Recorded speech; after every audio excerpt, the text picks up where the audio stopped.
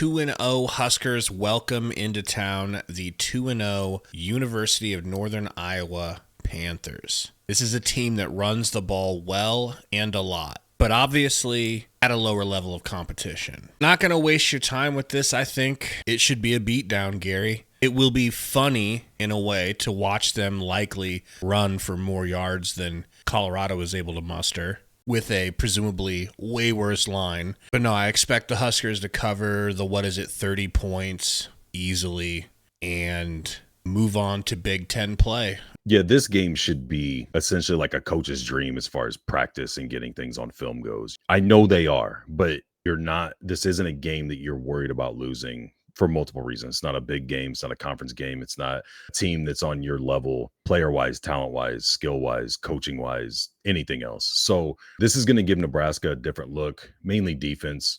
You're not going to have the 10 personnel that Colorado gave you. You're not going to have, sometimes UTEP was in that. Sometimes they go, 11 and spread things out so much. You're going to get 2 tight end sets. You're going to get tight end H-back, and they run and they throw out of it. So from a passing perspective, I know everybody talks about this team being a running team, which they are. And I think they'll lean heavily on that to try to do what I've said many times, especially last year, I thought Nebraska should do, was lean on time of possession and just running the ball as much as possible. I think they'll try to do that to keep it from getting crazy out of hand. But when they pass, you're going to get a lot of 3 and maybe 5-step drops, and he gets rid of the ball quick. There's short passes to tight ends, short passes to receivers. They do try to stretch the field sometimes after they've been running. I don't know how many attempts they'll take at that, just because I think our D-line will absolutely maul their offensive line. But it's going to be a little bit different game, especially for the linebackers and the secondary in that aspect. But,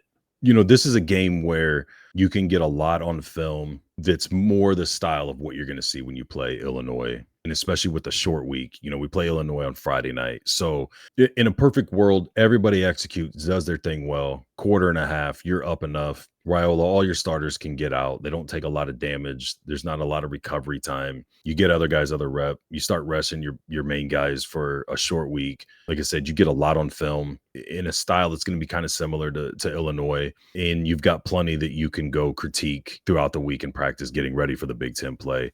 Again, not trying to be disrespectful or, this is just a practice, but essentially, that's what it is. You should for sure have that spread.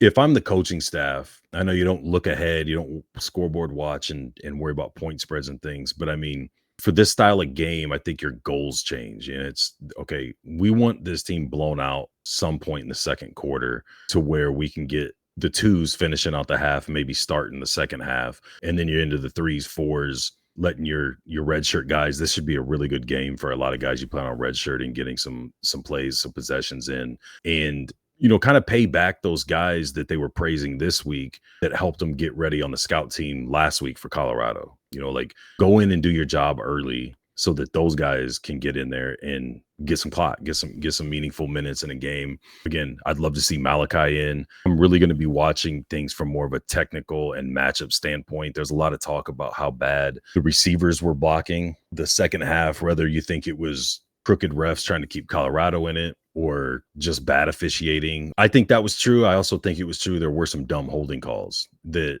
Nebraska had. Like, can you have a clean game? You not have dumb holding penalties when guys spring big plays and things like that? Can the receivers engage with the DBs and have their way with them to expand these plays, take these short to medium plays and blow them into long runs? So there's plenty that they can get from and work on in this game, and also early start preparing for Illinois. And I don't mean looking ahead. I mean, get Raiola and Dowdell and Ramir and a lot of the linemen and your starters on defense out of the game early, so you're not having such a long recovery during the week, or a typical week of recovery and preparation with one less day. So looking back, man, you talk about how unlucky Frost was with the Lightning game that canceled the first game. So his first game ended up being in Colorado with Martinez. And you look at last year where Sims comes in, new system, new coach, new quarterback, and he's on the road in a sellout in Minnesota and things like that. This season is setting up absolutely perfect for Nebraska to, in meaningful games, prepare for the Big Ten season coming up. I'm not going to be looking at this from a standpoint of how's Raiola do in meaningful snaps? What's the offense look like with these new receivers and how they're like, I think we've got that. It's just Can you go impose your will and do what you're supposed to do? Get out of the game healthy, not have a lot of wear and tear on these guys going into next week, and let the rotations, let the depth of your roster finish it out for you, and still have a high expectation on those guys to execute, do all those things, and still put it on them as the game's winding down late in the third and throughout the fourth quarter. You mentioned that they might try to milk the clock, keep the ball out of Nebraska's hands. That's what I would do if I were in charge. That's always my game plan when you're the underdog. I just do not see that working. 2 reasons. The way we ragdolled Colorado's offensive line, I don't think they'll be able to keep the Huskers off the field early. And we've scored touchdowns in our first 2 drives the last couple of games. I would think that's going to continue this week. So if we're able to get up 7-0, take the ball away from them again, even if it's just on a 3 and out, or they get a first down, but we take it away, we start stacking points on them, they're going to have to start throwing. They are not built to throw. They might not even throw to try to get back into the game. They might just keep running to try to get the game over with. So from experience in the video game, that's how I see that playing out. I'm just saying for them of like, how can we let our defense get as much rest as possible before they're right back out there? That I do hope they run, and why I think they will try to pass is you go back to last year against Wisconsin for sure, Maryland, and stretches in that Iowa game. Teams dropping back and passing and having their quarterback run. The end of the Colorado game, most of their rushing yards came from their backup quarterback. Tony White's defense, I don't know that he's actually had to prepare for a running quarterback, and these guys don't have that style of a quarterback. I'm not saying that, but I would like to see them drop back to pass and him take off. We did see him do that a handful of times in some of the highlights we were watching, and I would like to see them get a little work on that before they do play a Power 5 top tier quarterback that can do that, or recognize that, offensive coordinator recognize that, team that has a week to prepare to try to expose Nebraska's defense in that angle. Just whatever they can do. This is the type of game where you're gonna have to be ready for every trick play that a team has in their book, because they've got absolutely nothing to lose. It'll give you some fresh looks on those types of plays that you're not really going to see a lot of, other than maybe 2 or 3 at the most a game once you get into Big Ten play. So I don't think they're going to try to go tempo. You know what I mean? I don't think they're going to come out and we're going to catch them off and go, because that's obviously not going to go well for them. But I just mean overall different look. Like you said, the comparison with like Colorado, how we own them. Colorado has guys, right? Like they've gone through the portal and what little bit they've recruited, got some high level ranked guys. The difference is they're not coaching them up, they're not developing them, and they're not deep as far as like multi-dimensional in their play calling. It's